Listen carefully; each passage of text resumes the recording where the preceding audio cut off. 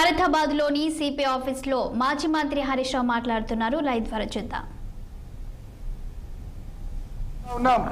నువ్వు ఈ రోజు 307 నమోదు చేసి ఆ గుండాలను అరెస్ట్ చేయి. అదే విధంగా ఈ పోలీసుల మీద యాక్షన్ తీసుకో, లేదంటే మేమందరం ఢిల్లీకి వచ్చి రాహుల్ గాంధీ ఇంటి ముందు ధర్నా చేస్తాం, ఏఐసిసి కార్యాలయం ముందు ధర్నా చేస్తాం, నీ బండారాన్ని బయట పెడతాం. రాహుల్ గాంధీ గారు రాజ్యాంగం పట్టుకొని చేతులు పట్టుకొని తిరుగుడు కాదు, దేశం మొత్తం చూసే విధంగా కాంగ్రెస్ పాలన ఏందో, రాహుల్ గాంధీ మాటలేందో, కాంగ్రెస్ పాలనలో జరుగుతున్న దుశ్చర్యలేందో, ఏ రకంగా ఎమ్మెల్యేలను అంగట్లో సరుకుల్లాగా కొంటున్నారో, పోలీసులు దగ్గర పెట్టి ఎమ్మెల్యేల మీద ఎట్లా ప్రతిపక్ష ఎమ్మెల్యేల మీద దాడి చేస్తున్నారో యావత్ ప్రపంచానికి దేశానికి తెలిసేటట్టు చెప్తాం. రాహుల్ గాంధీ ఇంటి ముందు ధర్నా పెడతాం, ఏఐసిసి కార్యాలయం ముందు ధర్నా పెడతాం. దేశం మొత్తం ఈ రాహుల్ గాంధీ మాటలు కేవలం నీటి మూటలు, ఈ రాజ్యాంగం చేతిలో పెట్టుకుని మాట్లాడేదంతా నటన మాత్రమే తప్ప నిజాయితీ లేదు. నిజాయితీ ఉన్నోడైతే రాహుల్ గాంధీ ఏం చెప్పాలి? ఎమ్మెల్యేలు ఎందుకు జాయిన్ చేసుకుంటున్నావు, ఇది తప్పని చెప్పొద్దా? జాయిన్ చేసుకున్న వాళ్ళని రాజీనామా చేయమని చెప్పొద్దా?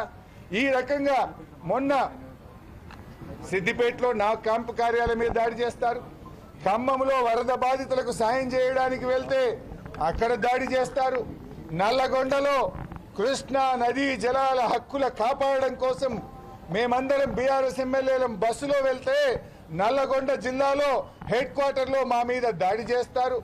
ఇవాళ కౌశిక్ రెడ్డి గారి మీద దాడి చేస్తారు. ఏ కేసులోనైనా చర్య తీసుకున్నారా? సిద్దిపేట నా క్యాంపు కార్యాలయం మీద దాడి చేసిన గుండాలను ఇప్పటికి అరెస్ట్ చేయాలి. ఖమ్మంలో మా మాజీ మంత్రులు ఎమ్మెల్యేల మీద దాడి చేసి కారు అద్దాలు పగలగొడితే 10 రోజులైనా ఎఫ్ఐఆర్ నమోదు కాలేదు. ఆ గుండాల మీద ఇప్పటి వరకు అరెస్ట్ చేయలేదు. నల్లగొండలో బీఆర్ఎస్ ఎమ్మెల్యేల మీద దాడి జరిగితే ఆ గుండాలను ఈ రోజు వరకు అరెస్ట్ చేయలేదు. కౌశిక్ రెడ్డి గారి మీద దాడి చేసిన గుండాలకు నార్సింగ్ పోలీస్ స్టేషన్ లో కూర్చోబెట్టి రాచ మర్యాదలు చేస్తున్నారు, బిర్యానీలు తినిపిస్తున్నారు, ఛాయలు దాయిపిస్తున్నారు, వాళ్ళ కుర్చీలు వేసి మర్యాదలు చేస్తున్నారు. ఇదా ప్రజాస్వామ్యం? ఇదా మీరు న్యాయం రాష్ట్రం నడిపే పద్ధతి? ఎందుకంటే మేము ఇలా ప్రతిదాడులు చేస్తలేమంటే మాకు ఈ హైదరాబాద్ మీద ప్రేమ ఉంది. పోరాడినాం, జైళ్లలో పడి దెబ్బలు తిని తెలంగాణ తెచ్చిన వాళ్ళం. ఈ తెలంగాణ ఇమేజ్ దెబ్బతినద్దు, ఈ హైదరాబాద్ ఇమేజ్ దెబ్బతినద్దు, ఈ హైదరాబాద్ ప్రతిష్ట దెబ్బతినద్దు, తెలంగాణ పోలీసుల గౌరవం తగ్గద్దని మేము ఓపిక పడతా ఉన్నాం. కానీ దీన్ని అసమర్థతగా అనుకోవద్దు. దయచేసి స్పందించండి. స్పందించేదాకా మేము ఇక్కడి నుంచి కదలం. రాత్రి అవుతుందా, 12 అవుతుందా, తెల్లారుతుందా, మేము ఇక్కడనే ఉంటాం. ఇవాళ ఆ గుండాలను అరెస్ట్ చేసి జైలుకు పంపేదాకా, వైఫల్యం చెందిన పోలీసులను సస్పెండ్ చేసేదాకా మేము ఇక్కడ నుంచి కదలం. అవసరమైతే దీని మీద సిబిఐ విచారణకు హైకోర్టుకు వెళ్తాం, సుప్రీంకోర్టుకు వెళ్తాం. దీని నిజానిజాలు బయటకు రావాలి. తప్పు చేసిన వాళ్ళ మీద చర్య తీసుకునేదాకా కూడా వదిలిపెట్టాం.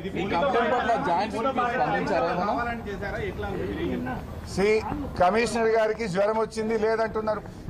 నేను పొద్దున్న నుంచి 3 సార్లు సైబరాబాద్ పోలీస్ కమిషనర్ మహంతికి నేను 3 సార్లు ఫోన్లో మాట్లాడాను. అదేవిధంగా కౌశిక్ రెడ్డి గారు కూడా 3 సార్లు ఫోన్లో మాట్లాడారు. మేము విషయం చెప్తూనే వచ్చినాం. మరి టీవీల్లో లైవ్ వస్తున్నది, ఫోన్లలో మేము చెప్తున్నాం. 30 మందిని కాపాడే సామర్థ్యం సైబరాబాద్ పోలీసులకు లేదా? 30 మంది గుండాలను ఆపే సామర్థ్యం తెలంగాణ సైబరాబాద్ పోలీసు వాళ్ళకి లేదా? ఎంతమంది వచ్చిండ్రా? 30 మంది వచ్చిండ్రు. నిజంగా మేము అనుకుంటే ఏం చేయలేకపోతే మేమే చేసుకుందాం కదా. కానీ మిమ్మల్ని నమ్మినాం, తెలంగాణ పోలీసులను, సైబరాబాద్ పోలీసులను నమ్మినాం. నమ్మితే ఆ 30 మందిని మీరే దగ్గరుండి లోపల దోలిచ్చి దాడి చేపిస్తారా? ఇట్ ఈస్ నాట్ దట్ సిపికి తెలియదు ఏం చేస్తుంది, మీ ఎస్బీ ఏం చేస్తుంది, మీ ఇంటెలిజెన్స్ ఏం చేస్తుంది. పొద్దున్న నుంచి టీవీలో వస్తుంది కదా. కౌశిక్ రెడ్డిని హౌస్ అరెస్ట్ చేసినప్పుడు గాంధీని చేయచేతనైతే లేదా మీకు? ఎందుకు భయం అంటే గాంధీ డిక్లేర్ చేసి వచ్చింది కదా, నేను దాడికి పోతున్నా అని డిక్లేర్ చేసిన ఆపడం మీకు చేతనైతే లేదా? 30 మంది గుండాలను ఆపే సత్తా సైబరాబాద్ పోలీసులకు లేదా? నేను చెప్పిన కదా, సిపికి 3 సార్లు ఫోన్ చేసిన కదా. ఏం చెప్పిండు సిపి గారు? లేదు సార్, మేము యాక్షన్ తీసుకుంటున్నాం, మేము చర్య తీసుకుంటున్నాం, యూ డోంట్ వరీ అని సిపి గారు నాకు చెప్పిండు. ఏం డోంట్ వరీ? దగ్గరుండి దాడి చేయించుడా? మేము చర్యలు తీసుకుంటున్నామంటే మా ఎమ్మెల్యే ఇంటి మీద గుండాలను తొలిచి దాడి చేయించడమే మీరు తీసుకున్న చర్యలా? అంటే సిపి గారు తీసుకున్న చర్యలు మా మీద దాడి చేయించడమా, దాడిని ఆపడమా? లైవ్ టెలికాస్ట్ ఇచ్చింది కదా మీడియా. ఆయన ఇంట్లోకి వెళ్ళినప్పటి నుంచి పొద్దున్న 7:30కి ఇంటర్వ్యూ ఇచ్చినప్పటి నుంచి టీవీలలో లైవ్ వస్తున్నది. 8 కిలోమీటర్లు, 7 కిలోమీటర్లు, 6 కిలోమీటర్లు ఇక చేరుకుంటున్నాడు, గేట్ కాడికి వచ్చిండు అని టీవీలలో లైవ్ వస్తుంటే పోలీసు వాళ్ళు నిద్రపోతుండ్రా? ఎస్కాట్లు ఇచ్చి తోలిస్తారు. ఎంబడికి అడిషనల్ డీసీపీని ఆయన పక్కన పెట్టి తోలుకొచ్చారు. ఏంది బిడ్డ దాడి చేయమని ఓ ఏసీపీని, ఓ అడిషనల్ డీసీపీని ఎస్కాట్ పెట్టి దాడి చేపిస్తారు కౌశిక్ రెడ్డి మీద. మీడియా వాళ్ళే సాక్ష్యం, మీరే సాక్ష్యం కదా. మీరే చెప్పింది కదా, ఇగో 10 కిలోమీటర్లు సిగ్నల్ దాటిండు, 5 కిలోమీటర్లు, 4 కిలోమీటర్లు వచ్చే, అర్ధ గంటలు వచ్చే, పావు గంటలు వచ్చే, గేట్ కాడికి చేరుకునే, లోపలికి పోయే, ఇవన్నీ చూస్తలేరా పోలీసు వాళ్ళు? ఏం రాష్ట్ర అడిషనల్ డీజీ ఇంటెలిజెన్స్ నిద్రపోతుండా? ప్రతిపక్ష ఎమ్మెల్యేల మీద కేసులు పెట్టుడు, మమ్మల్ని వేధించుడు, కాంగ్రెస్ పార్టీలో చేరమని చెప్పడానికే ఇంటెలిజెన్స్ పనిచేస్తుందా? దేనికోసం ఇంటెలిజెన్స్ పనిచేస్తుంది? పౌరులకు రక్షణ ఉండదా? ఈడికి వస్తే కూడా గమ్మత్తున్నది. ఎమ్మెల్యేల కార్లు గేట్ కాడ ఆపుతారట. మమ్మల్ని ఆడికెళ్ళి నడుస్తాం, మాకేం అభ్యంతరం లేదు.